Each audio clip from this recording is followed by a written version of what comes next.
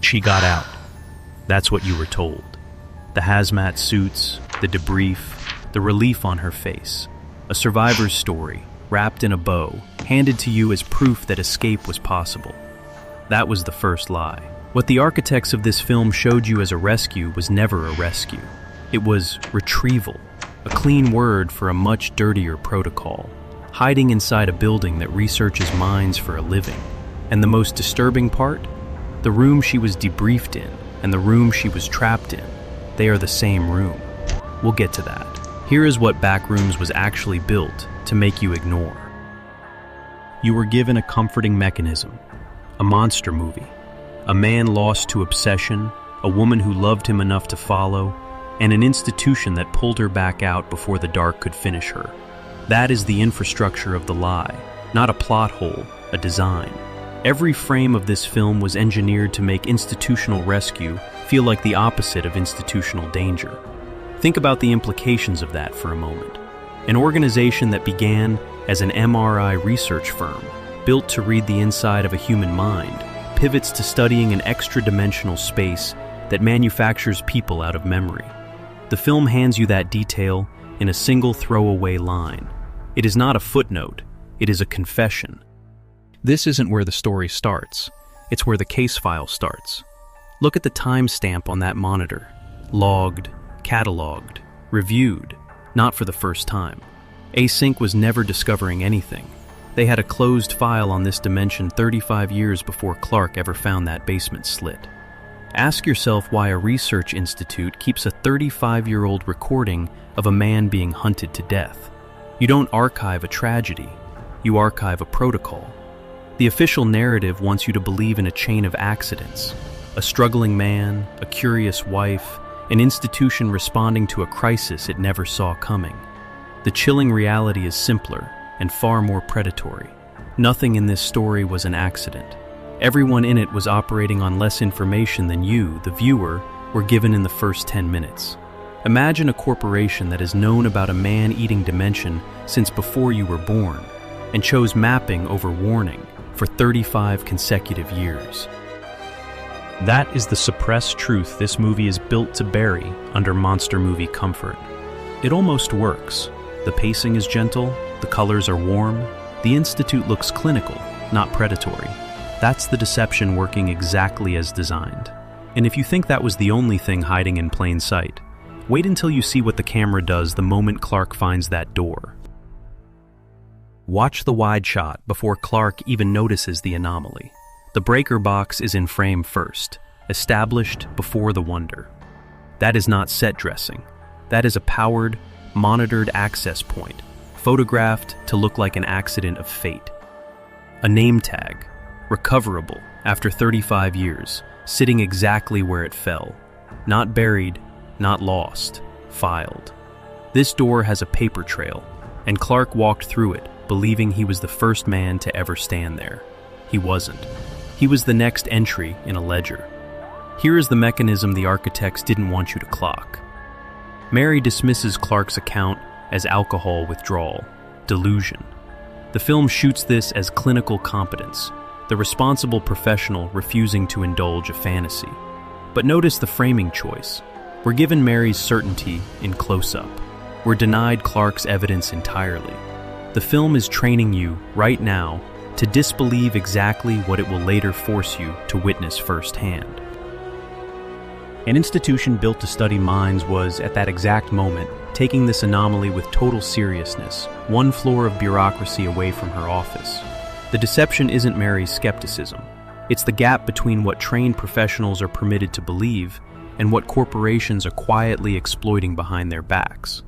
Clark recruits them for proof. The camera holds his loneliness, his need for validation as the emotional center of the scene. It never asks what he owes them for asking. That omission is not an oversight.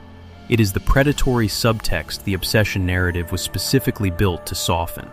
This detail is staged as ambient horror, texture for a jump scare. It is evidence. This location has consumed people before tonight, on a recurring basis. Bobby isn't an unlucky discovery. He's a statistic, the dimension, and by extension Async, already had on file before he ever climbed down. Imagine a system where every safety failure has already happened before, repeatedly, and the only thing that changes between victims is the name on the file. And once the camera that was meant to document this place gets seized, along with the evidence, ask yourself what kind of dimension never lets proof leave intact? What kind of system needs every witness silenced before the next one arrives? Listen to what the score is doing here. Swelling, urgent, the music of rescue. Now look at the composition underneath it. Mary shot from behind, small in frame, swallowed by a yellow corridor with the exact same vanishing point as Naren's footage in the cold open. The architects scored this scene like courage and shot it like a hunt. This is the moment the suppressed truth nearly broke through the surface and was buried by genre convention instead. Compassion, dressed as bravery, walking calmly into a kill pattern that has already claimed 3 people in this story alone. Naren, Bobby, Kat. Mary makes 4, and not one of them was forced. They all walked in out of love, obligation, or duty. Watch the blocking. Same seating angle as Mary's therapy office. Same eye-line distance between her and Clark. This is not a corruption of their relationship.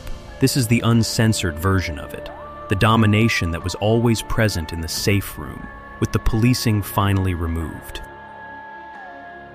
She names his failure with total clarity, even bound, even surrounded by what's left of Kat. And for one volatile moment, it almost lands as the truth surfacing completely. The moment the suppressed reality could have broken through the frame entirely and ended the story on her terms.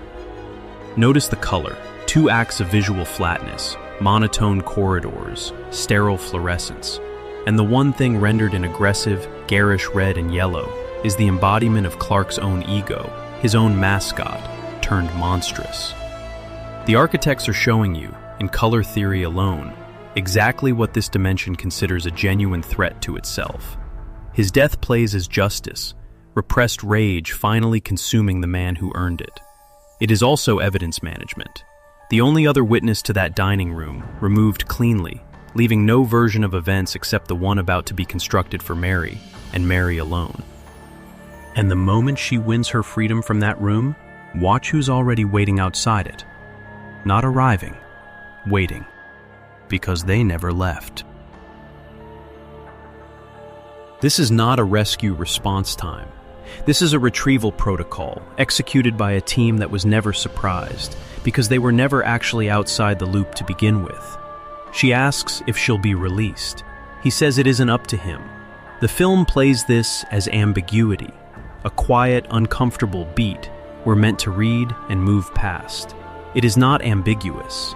It is a direct confession, delivered in the most clinical voice the architects could find, that her status was never rescued person.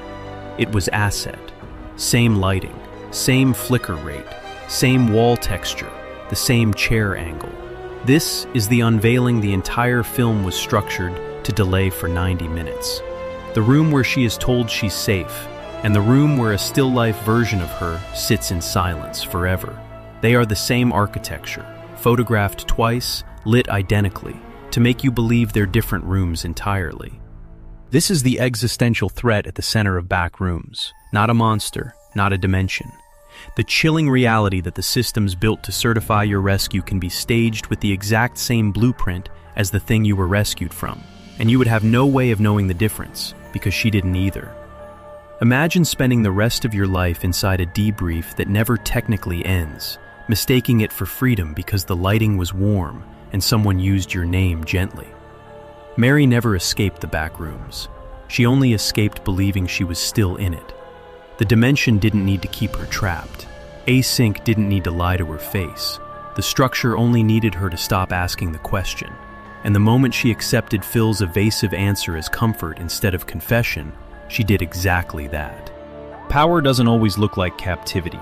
Sometimes it looks like a debrief room, a kind voice, and a door you're told leads outside. Was Mary ever truly free? Or was freedom just the name Async gave to a smaller, better-lit room? If this truth disturbed you, good. Smash like and subscribe. The Pulse Cinema has more dark truths waiting.